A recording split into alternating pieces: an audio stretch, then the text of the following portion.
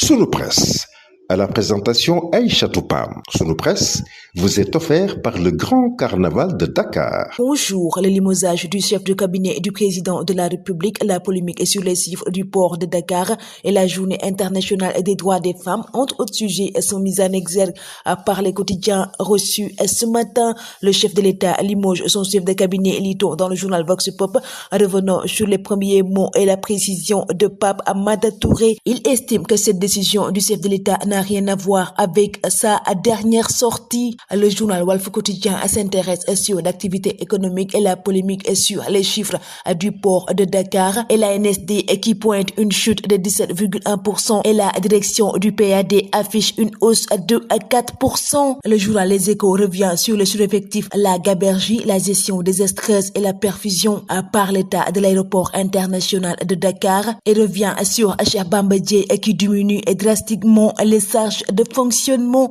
Il annonce la réduction des effectifs pour garantir l'avenir de la société et promet l'équité, la transparence et les mesures d'accompagnement. Le journal Tribune traite de cette question dans ses colonnes et estime que Cheikh Bamba Dièye campe sur sa position et le CITAS désapprouve et compte faire bloc. Ils invitent les autorités à une table de négociation pour sauver leurs emplois. Le calvaire des femmes face à la loi, lit-on dans le journal Enquête, revenant sur l'autorité parentale et le refus de paternité. Les articles 277 à 152, 196 et 191, ces dispositions discriminatoires du code de la famille et l'histoire des femmes qui luttent pour obtenir une autorisation parentale souvent refusée par des pères absents ou désengagés. Le journal parle des chantages, blocages administratifs et l'impuissance des femmes. Ces défis qui noient les avancées, lit-on dans le journal Sud Quotidien, revenant sur les droits, l'égalité et l'autonomisation des femmes au Sénégal. Les femmes sont à l'honneur ce samedi 8 mars, correspondant à la journée internationale dédiée à leurs droits. Le journal revisite la condition féminine au Sénégal en mettant l'accent sur certaines avancées et d'autres conquêtes, mais aussi et surtout de nombreux défis qui restent encore à relever. L'État engage BP, lit-on dans le journal Le Quotidien, revenant sur la plateforme GTA.